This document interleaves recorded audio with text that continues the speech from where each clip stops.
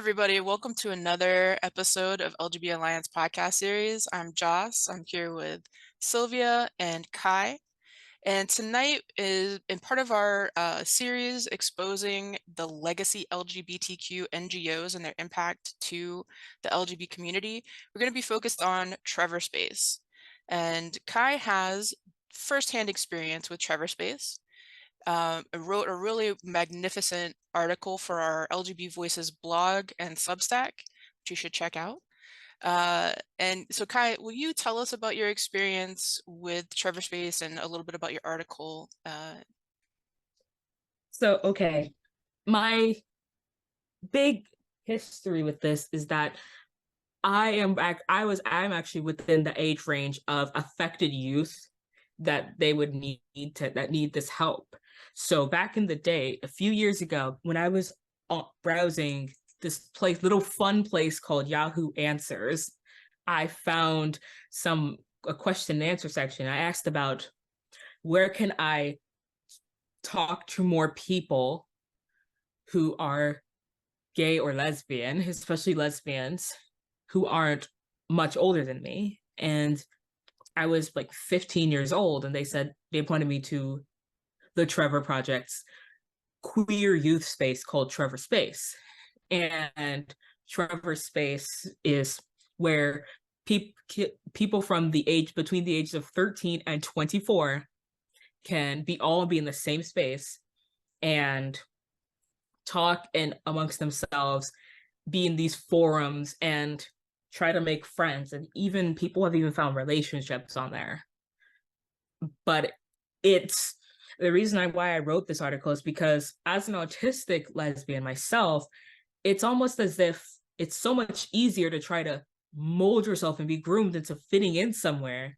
And that's exactly what they tried to do. They wanted me to be fit in these molds, even though I didn't necessarily agree with all these molds. I didn't agree with the fact that, you might just be a demigirl or something. You might just be something else. You might just not be just a regular lesbian. You might just have to be something else. Can I ask a question really quick? So what is the Trevor's Project? It's a non-profit, but what is their stated goal? Why did they get created? And just because I'm gonna be honest, I don't know a lot about them at all. Could you just really quickly give me the most basic rundown of who, what, when, where, why? The Trevor Project, the mission is on their website, they have the stated mission to end suicide among lesbian, gay, bisexual, transgender, queer, and questioning young people. And the vision is a world where all LGBTQ young people see a bright future for themselves. It's all about the idea was that the Trevor Project would provide the crisis hotline to call and now text to young teens and young adults who feel suicidal and are not feeling accepted for their sexuality or whatever gender identity they feel like they have. And so the reason I went there is because I didn't feel accepted for my sexuality. And it got even worse because when you're autistic, you can't tell. How old were you? So at the time, it was around 2015. So I believe I was 15 turning 16. Wow. I was not really allowed to text people up, but I was able to go on the computer. Somehow my mother was letting me get on the Trevor Project, Trevor Space. Did your mom know? She kind of knew I was talking to people, but she didn't know that it was basically Trevor Space. Okay. But even though it was very open and they didn't have it as, streamlined and clean as it was, it used to have this really bright yellow background, have this sort of pastel yellow background and stuff. Even at that point, so at that point, it was 15.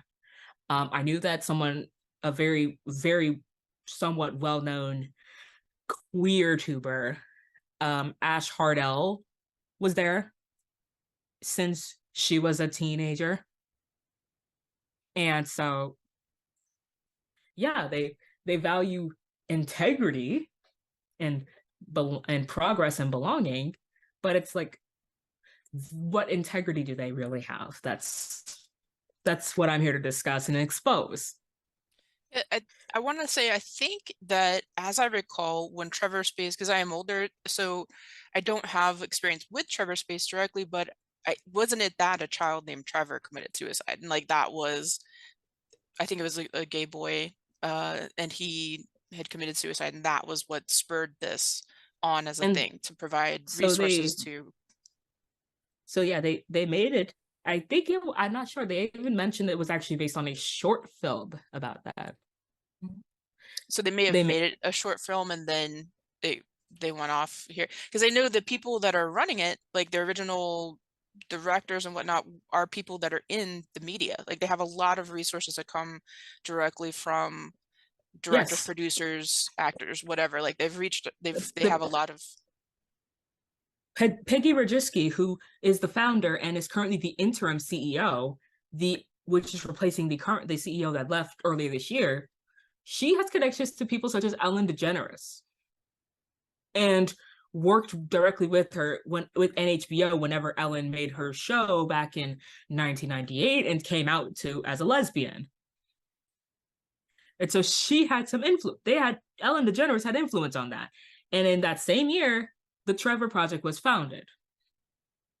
So in general, like what we find is that there are good intentions that start these organizations. There was a good idea and a good intention, but what it has become, unfortunately, pretty much across the board, have been platforms for, and I think how you describe it in your article, Kai, is grooming of minors in this sense, because minors are being engaged with by adults and by older minors. So you have the age range. What is the age range on Trevor Spaces? The youngest you can be on Trevor Space is 13 years old. And the oldest you can be is 24 or 25. And how do they verify people's ages?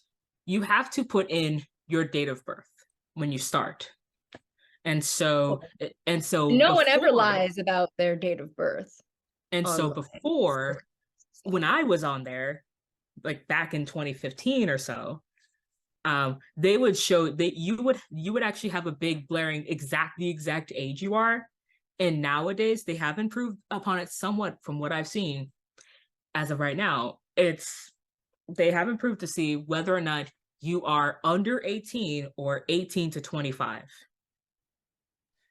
So let me interject real briefly here, just with a aside about something that we shared recently on our Twitter. Was the reshare from I'm guessing this is a mother who had contacted it was the Colorado Crisis Services to so she was texting Colorado Crisis Services. This is the engagement is them saying that they have resources that they might be able to help with. So she's texting also like a child. So she says, what are interventions? I'll put these all on the screen. And they say sort of like tools to help you cope with some things that you may be dealing with. Tell me what has you reaching out, yada yada. She says, I'm confused because I hear stuff about gender at school and TikTok. I don't know what I feel or who to talk to. And their response is, gotcha. So you're kind of in a place where you're sorting through some of the thoughts and feelings you're having. Would you like me to provide you with resources where you can reach out and talk to someone about these feelings you're having about gender? She says, okay, do I have to tell my mom? And they reply, it is a confidential service similar to ours. You don't have to tell her unless you want to. Here's that resource. And they link the trevorproject.org. And then the conversation ends shortly thereafter. But here is someone posing as a 10-year-old reaching out to this crisis hotline about gender things in the state of Colorado, and they're being redirected to the trevorproject.org. I am almost positive that the one here in Orlando has it directs minors to the same chat. Like this, it seems like a lot of these different organizations redirect to this chat, and if this one isn't called Q Spaces, they direct to something called Q Spaces. So in all senses, they're being directed to these groups that have a wide range of people being engaged, from children to young adults, and are being monitored by who knows. And what are they talking about? We don't know. Nobody knows. So, sorry, go ahead, Kai, though. So, upon my time, that leads me into being the first time I had ever been on Trevor Space since I was about 16 years old in 2016, since I left. So, it's possible to just simply take a look at this is how to make your profile. You can see here, you can put your private infos. Of course, required to put your first name, your last name, your ethnicity. You know, these things, you could put private things. You could put your city, you could put your school mascot. Am I going insane that this is okay for minors to be like that? You could put an about me. The school mascot's really interesting because I'd love to know what the relevance of that is. And if someone puts their city and their school mascot And their state. and their state and city and their mascot, that immediately zeroes in on the exact school that they go to. Even though it's private info, it's possible that people can still find that. I think, yeah. And you can even put your postal code for some reason. And you know, this now, when we go to younger Gen Z and early Gen Alpha, they are very prone to oversharing some of the most personal details, even the things that trigger them if they have mental disabilities and mental disorders.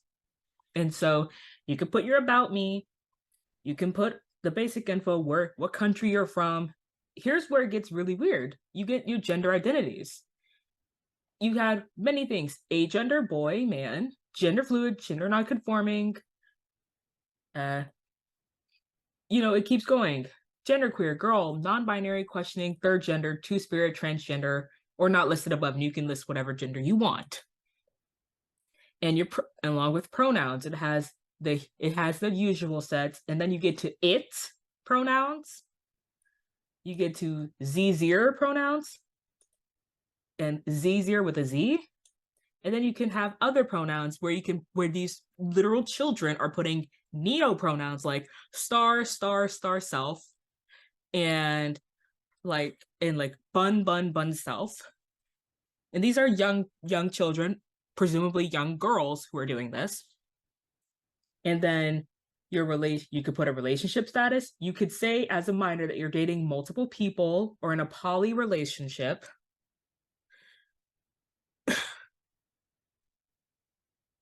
You can put your religious views. Wait a minute. Can we go back, please, to relationship status? Yes. Because I am really, married, divorced, widowed? It's possible for like maybe the older ones to be in that. Wow. Like maybe like 18 to 25-year-olds, people in my age range, to be married or have been divorced or widowed. But that's the only thing I could see. Otherwise, what is a child going to do claiming that they're married?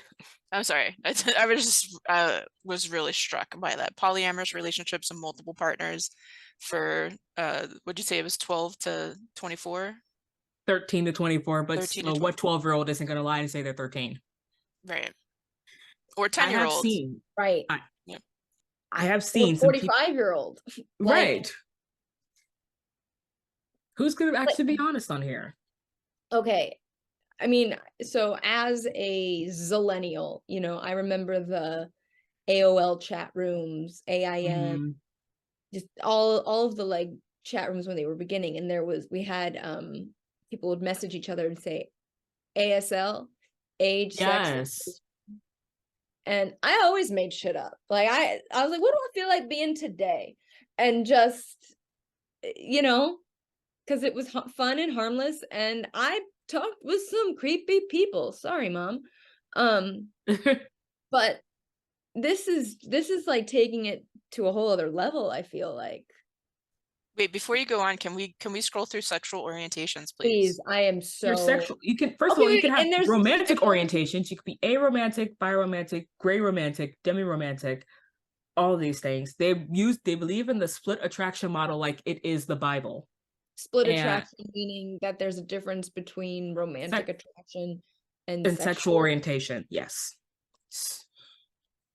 It is possible for me to click on lesbian, which meaning sexual orientation, which means you could be lesbian, asexual, queer, pansexual, straight, and your romantic orientation, I could be a gray romantic lesbian, meaning that it's like you're somewhat attached. You have to get like somewhat of a attachment. I forgot what gray sexual, gray romantic even means. So they have the main hit list: asexual, bisexual, gay, lesbian, and what else was there? Straight? Straight, queer, and questioning. Did they also have pansexual? What? Right here, pansexual. Okay. And then you can list other and blow it out and make up some stuff. Yeah, I can say gray romantic, lesbian, and it says Aloe vera sexual. Aloe vera. That's forever a thing now. Aloe vera sexual. IDK, sapiosexual. Yes, that's a thing. Okay. So, this is a lot of things they're asking here. Now your interests. Your interests, your favorite music, movies, TV shows, books. Political views. Political views. These are your political views. Definitely left, lean left, in the middle, lean right, definitely right, undecided, different views, or I avoid politics. I'm just confused what that has to do with getting support as a confused minor who just, wants to feel like they're not alone. But that's all I wanted to, at least for right now, I wanted to share that because that's the thing. You can also look into these forums, but I'm not going to show that because these are children. So, for example, you can see in the forums, these forums can include, you can have discussions, finding friends, and it tells you do not share any identifying information. But it says you can post pics of yourself and see who you can pull. That's how pull? Like, I'm sorry? What do they mean by see who you can pull? Like pull is like a Gen Z slang for who can you pull, who can you be attractive to. Yep. Look at this person, one of the most popular. The thing that kills me is that an adult or multiple adults created this entire platform. Multiple adults created this. Multiple adults are like, can be moderators. And these are, and it started in 2020 as a 14-year-old said, who can I pull? I use they, them pronouns, and I'm 14 years old. This one person is a 15-year-old, was a 15-year-old at the time, who said, I'm pretty freaky and I use she, her pronouns, and is doing this face. And it's the Aheago hentai face. And this is just accessible. Easily accessible, by the way. To basically anybody who just claims to be between the ages of 13 and 24. Which again, I just want to highlight, we have children that are able to access the same website as young adults. This one has a child as a actual gay guy, actual gay minor, but now he's like an adult, an 18-year-old. At the time he was 15, shirtless picture, you could see a little bit of a bulge in the shorts. What? And it's like they're basically kind of thirst trapping for minors. And how is this legal? And this is in the same area where you can have debates and debates and stuff. And the debates is like they're whipping up these young children into a frenzy about the thing is, politics. the thing is, it's not just legal. This is I'm talking about very well-funded machine. So How well funded is it? You can even pull up the tax statements. Let us pull up the tax statements. Let us pull up the literal receipts. This is the form 990 that you can find on ProPublica.org, the nonprofit organization. So if you scroll all the way up to the top, hold up a second. Hold up a second. That was the CEO salary just a moment ago. Yes, the CEO salary as of this year, it was reportable from the composition, the 1090, and then estimated other amounts. So it's about $500,000 before he had left and resigned in 2023.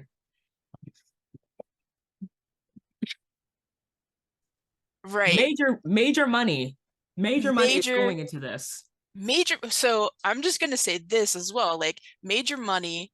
And then you have the COO, 237,000, the CLOO, 237,000. Like you have multiple people with six-figure salaries. The top 7 people are six-figure salaries that are listed here. And then this is the first, and this is the one who doesn't, but it's, joined early during late 2021. So that's just a partial salary.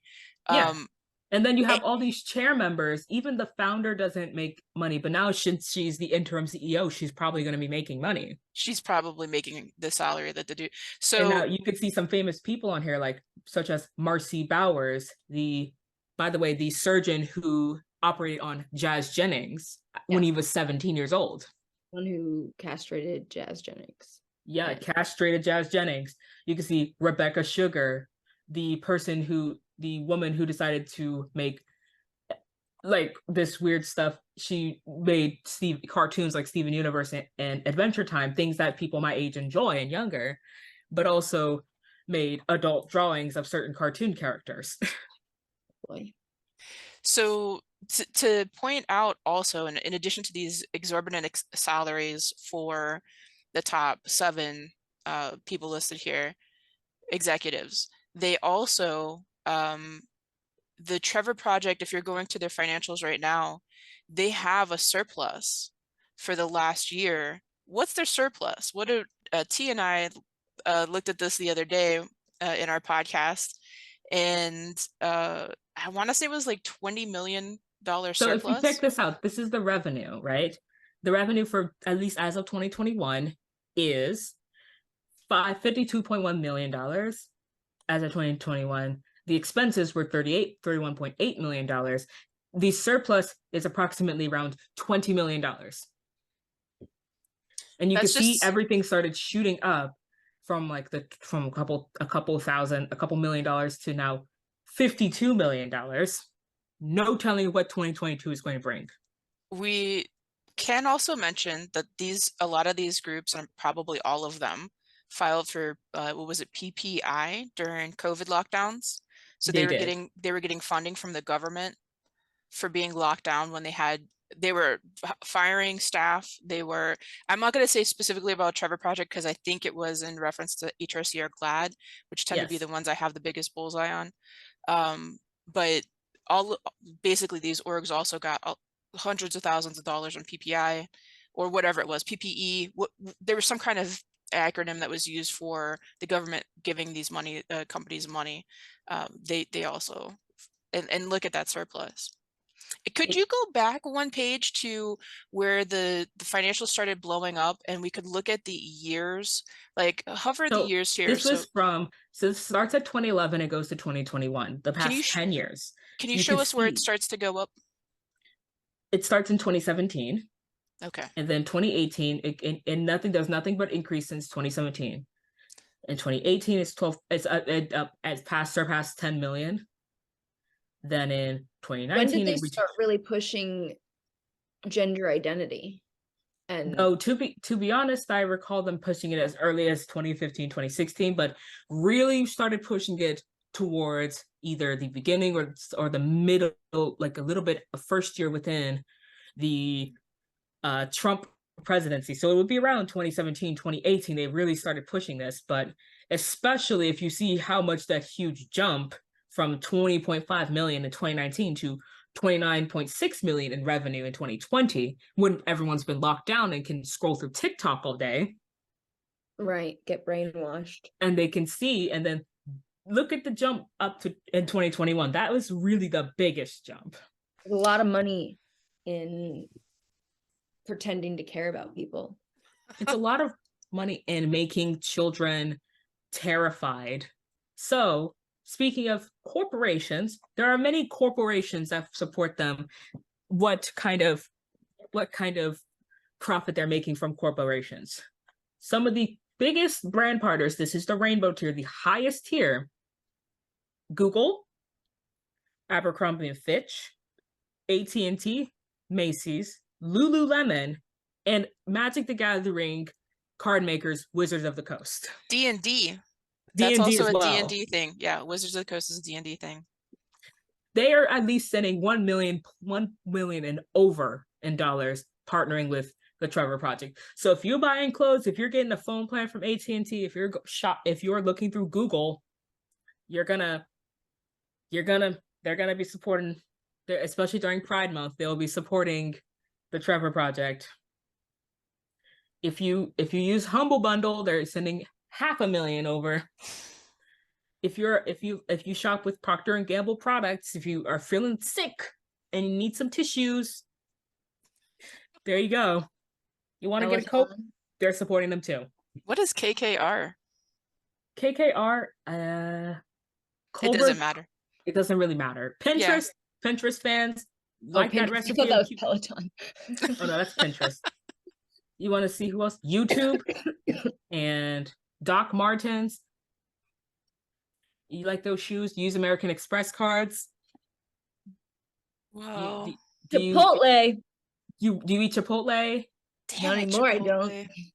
Do you like Kohl's or Journey? Do you have to use Maybelline New York products for your acting career? Look at that ridiculous thing for the NFL. As I'm talking about these actors and stuff, if you're using acting careers, my underwear I buy sometimes is Pair of Thieves. They made a Trevor Project Pride underwear. It's men's underwear. You can even see, at some point, you can even go down and you can even find Jan Sport backpacks and Jackbox games. Which tier is this? This is who they are as of right now. No, I'm saying this is the 250 tier, or this is the 25K tier. So this was gold tier 100K. This is 50K with Panera and like other Disney, fun places. Disney, NASCAR, yeah. And Netflix. Bronze tier. Why do you think all of these companies donate? Is it to get an ad on this page here? Is it to feel good about themselves? Do they really feel like they're doing something important? So I am reminded of something that Google used to always put out. They would always say something along the lines that their former real catchphrase was, "Don't be evil." And so what are they doing being one of the top supporters of an organization that is allowing for the youth, these very vulnerable young children who are either gay, lesbian, bisexual, or just mentally ill children and very depressed children with no more time and just in crisis, to take advantage of them, push them into being trans, and have other children recommend them to be trans, because that's who did the most. It was children. It wasn't even adults. And so these brands think that they're doing something good, or it could just be a really good write-off. That's what I was going to suggest. Write-off. That's what I was going to suggest about the bread, because it's dual purpose. They get to look good, they've supported this thing, and they can use it as a tax write-off. So, but we don't know the breakdown on all of those things. But there are, I can't remember, the heiress to the Disney empire had talked about individual money and how not useful for like corporations and individuals who have a lot of money to be donating so much to charities, because they get to sway public opinion by where they send their money versus governments having the bulk of the money and being able to provide for the citizenry. And I thought that was a really smart conversation she did on NPR one time. But yeah, like these corporations, because they have so much money, are able to and have swayed public opinion uh, to an extent where now we're finding ourselves as homosexuals and bisexuals being silenced by these same corporations that are donating to these organizations that are promoting, fostering, and focusing on gender identity and queer theory. Do you know how, remember, you want to know how far up?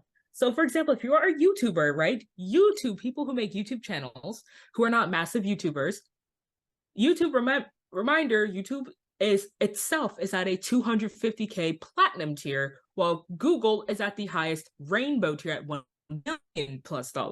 They're the owners of YouTube. These are some of the people that they seek out for pride themed things. They want to be more sensitive. And this is sensitivity training and it silenced any dissenting opinions. These are people reasons why I never really got into a lot of YouTube video making is because I know that as a small channel as of right now, they're going to try to end any sort of criticism I have for the queers or whatever. Right. And it is truly something that I have found to be one of the worst. You know, even back when I was on Trevor Space as a desperate, vulnerable teenager, how many people are okay with me being put through this intensive grooming and like peer pressure into thinking you are trans or switching up your sexuality on a whim because they knew I was autistic and they thought that we could help you. They thought they were helping. We can't blame those kids as much as the fact that this organization is able to put so much money into this just to ensure that just because we got our cuts, our tax write-offs, these kids are being pushed into some spaces where if I were to pose as a 17-year-old that needed help, or 16-year-old that needed help, and I'm getting bullied in high school, I could get whipped up into a frenzy on their discussion and debates page where they could simply just sway me away and tell me I'm a bad person because I am not a definitely left-wing person, or somebody who, or how dare I be a lesbian that is a homosexual. Right. That's what I'm thinking. Like this is an open opportunity for homosexuals and bisexuals to be browbeat into either accepting as homosexuals that we could be bisexual, and for bisexuals that they could be pansexual, or that we could all be pansexual technically, because it's all about gender nowadays. It's not about sex. Your sexuality is based on gender according to these different organizations. So in the whole time also, how Sylvia mentioned this, how is it monitored in the sense of how do we know that 45-year-old people, men and women, aren't in here predating on children? Right. What's to stop a 75-year-old pedo from just making an account? Like, to be honest, I would love, it would be funny if it was just all creepy old people online talking to each other. But I know that there are genuinely children who genuinely are looking for a safe support system that will come to this page. And it's just such an obvious breeding ground for grooming, and such an obvious like plethora for predators to just pick from, that it's really hard for me to believe that it wasn't a predator that came up with this idea.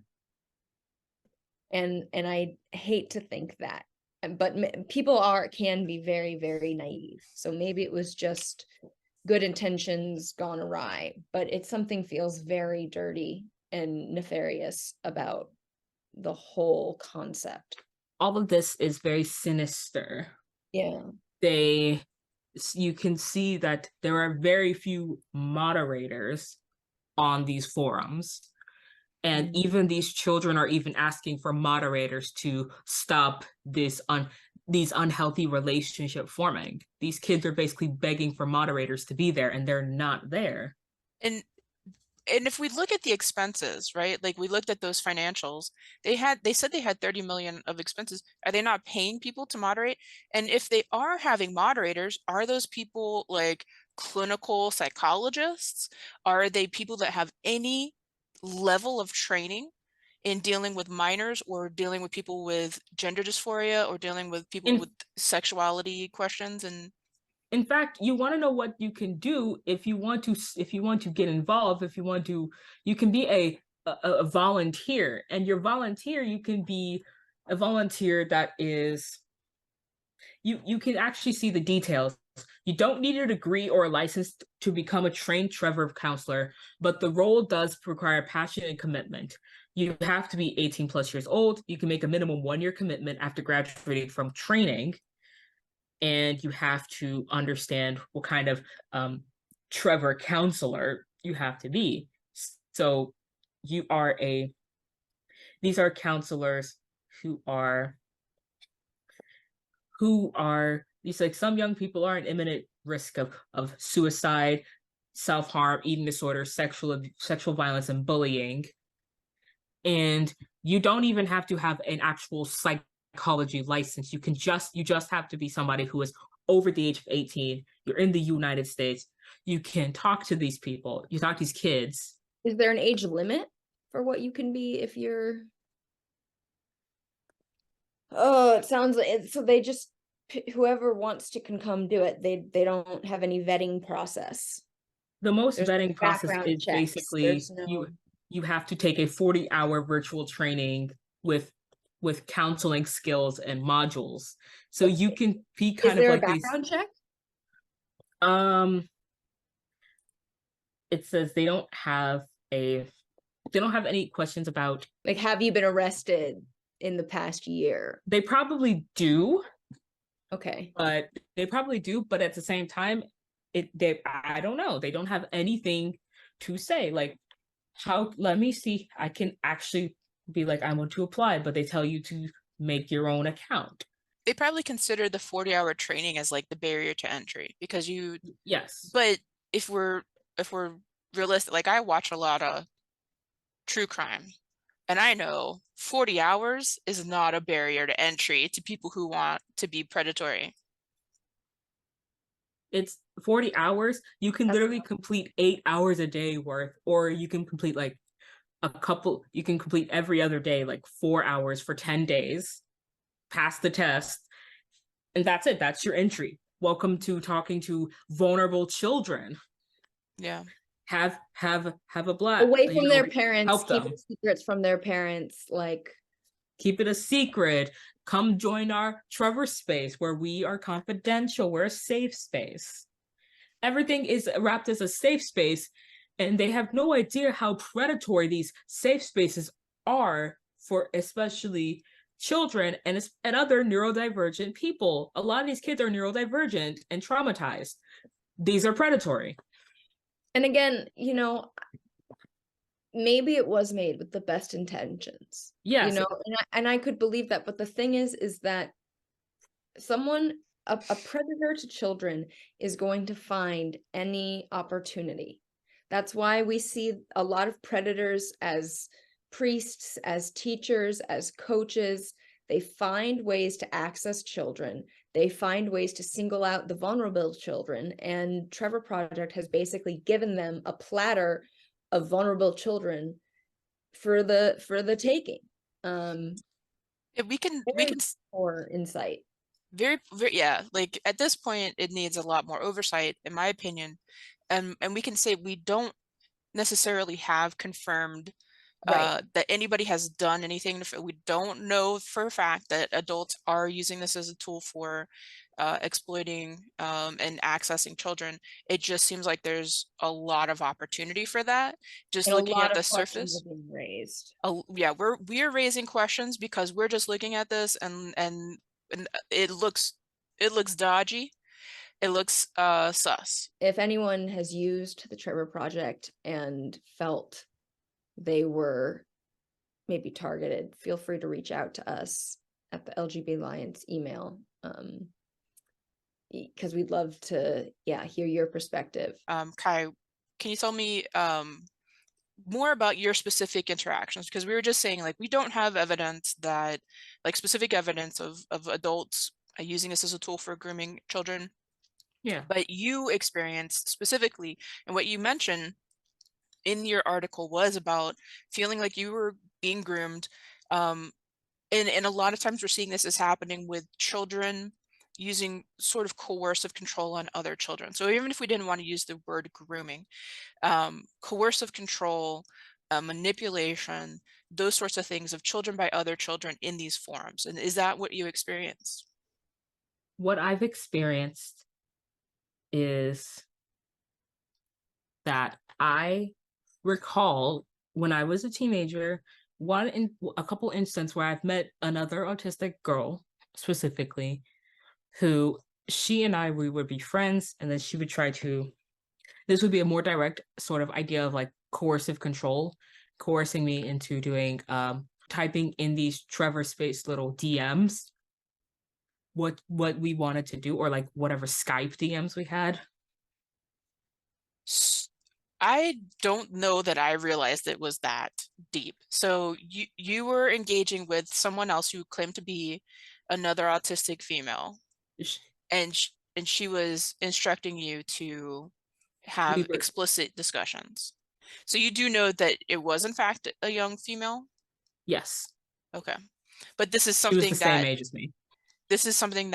began on Trevor Spaces, and it sounds like it went off of Trevor Space to Skype, Yes, but nevertheless, it would never have started without Trevor Spaces. it wouldn't have started without us meeting on Trevor Space, being friends and stuff.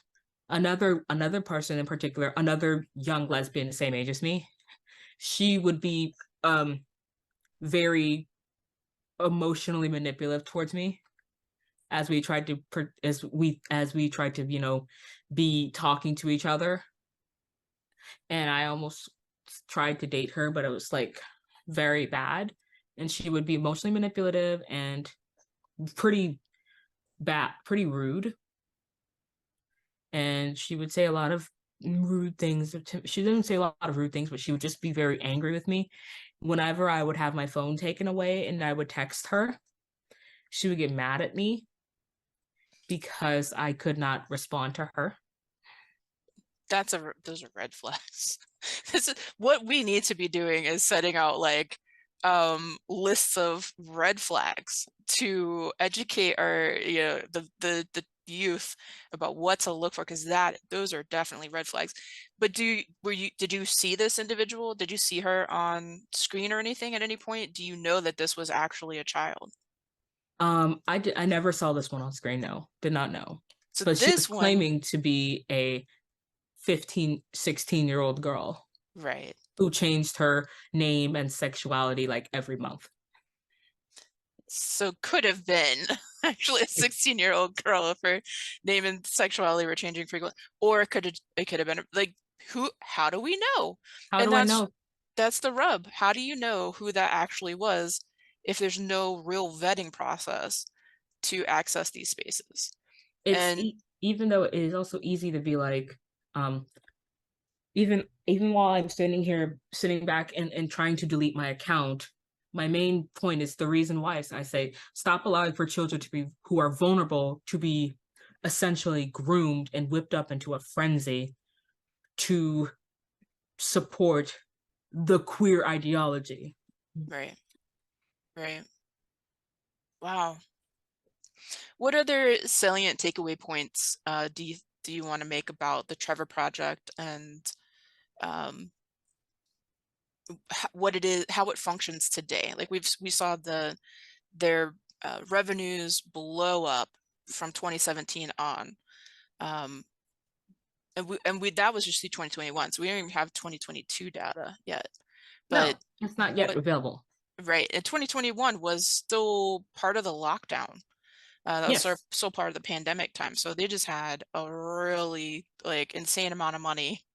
Um, what other thoughts do you want to share about the Trevor Project? My other thoughts is that it's so, it's extremely easy to sit here and make your company look like make yourself or your company look like a very good little organization. Even local organizations to me that are in my area of South Carolina, they are very much obvious. They're very much supporting the Trevor Project. They will link you to the Trevor Projects. Any books that have gay teens, and meant for like young adults and young adult novels, they will have the Trevor Project linked there, and Trevor Space linked inside of the resources in the back of the book. And they don't care if you are actually LGBT, right? They want it's very clear that a lot of actually LGBT people are being coerced and made to transition or made to support this, because even if you look on these debate sides, these children, these are always children, these have not been anybody over the age of 18 yet that I've looked at. They're always the first people to get the angriest about, the first people, the ardent supporters of, stopping your own bigotry and stopping people like Moms for Liberty from coming to their schools and talking at their conferences, because they say hateful things. But these children, they think that anybody denying them access to their hormones, or anybody saying, no, actually you are a child, you may not know this, you're being groomed by TikTok, they think that is a bad thing. They think that not having books that are talking about these topics is a bad thing. It's akin to homophobia. And truthfully, my final thing I can say about that is just how I find it to be such a disgrace. It is a disgrace, and it's a disservice to actually homosexual and bisexual teenagers, like who I formerly was, who you formerly were, who a lot of, especially Gen Z kids and Gen Alpha teenagers, who are just getting into this world, just starting to learn about politics and the world around them and sexualities. They're getting it all from TikTok and social media. There's even 15-year-olds that I have personally interacted with who are in polyamorous relationships with other girls, 15-year-old girls who are doing this. And I find it the most depressing. It is the most depressing thing you can look at, because they think they're happy, but in reality, they are extremely unhappy. And it's a lot more happier to know that a woman is an adult human female. It's a lot happier to just be a homosexual or bisexual and just not worry about that and not join these specific clubs that the Trevor Project or Trevor Space or any of these huge nonprofit corporate organizations and corporations will support. It is better to just be yourself. And being yourself doesn't mean adding a new pronoun or changing your name every week. Being yourself is just to feel your feelings. If you don't like the same sex, you're not homosexual. That's okay. If you like the same sex and the opposite sex, you're bi. There's nothing wrong with being bi. If you are homosexual and you will not be with somebody who is trans-identified, that's okay. You are not bisexual. You're homosexual. And there's nothing wrong with saying these things, especially to children. If you're a teenager questioning your sexuality, go through life and kiss who you want to kiss. Just do it safely. And please, for the love of all that is very wonderful out there, do not sit here in your pit cruise with your sunset lesbian flag made by a bisexual woman to harass anybody about that because they're actually homosexual. It is the time to make stupid decisions as a teenager, but you are not going to know everything. Don't act like you do. I'm serious. When your parents or when your teachers say you don't know everything, you really don't. And you can't educate us older folks, especially anybody over the age of 35 about that. Yeah, that's brilliant. That's brilliant, Kai. I don't think I can add anything to it. I think that's a perfect place to end it, and perfect advice for the youth that might be trying to engage with Trevor Spaces. Thank you for taking the time to do so much research. I know it had to have been a little triggering to you to go back and traverse those spaces that you did when you were a teenager, and so I really appreciate your time to do this research and to share your thoughts and your experiences with us tonight. Thank you. Thank you so much. I wanted to do this actually now as an adult because I feel like now I can actually put myself into this, make sort of like a smaller character as something to do this research to show that, you know, there is a such thing as just being a gay or lesbian or bisexual teenager. And if you're a teenager on this Trevor Space, I'm not meaning to be rude to any of these kids on there, but you just let you know this is what is going to happen to you on these spaces. It has gotten significantly worse since I've left. I want to give y'all hope because there is hope. Y'all can snap out of this. You can slowly step away. You can learn, you can read theories, and you can actually learn the truth about the queer theory because they never want you to discuss that on there, but not to worry, reality is going to set in. It'll be either harsh or it'll be really vague. Let's hope it's the latter instead of the former. Yeah, and we will be discussing. We're going to shine the light on all of this nonsense and make it plain. It's like you said, and I really love it. It's okay to be gay. It's okay to be bi. It's okay to be lesbian. It's okay to be heterosexual. All of those things are fine. It's okay to embrace that sense of reality. So thank you, Kai, for being here. Thank you, everyone, for watching. We're going to continue this series. We're going to take on the other major legacy NGOs and show the way that they've affected our community and really destroyed the LGBT community, whether it was by intent or not. The result is a fundamental breakdown of the LGBT community. So thank you for joining us, and catch us in the next one. Bye.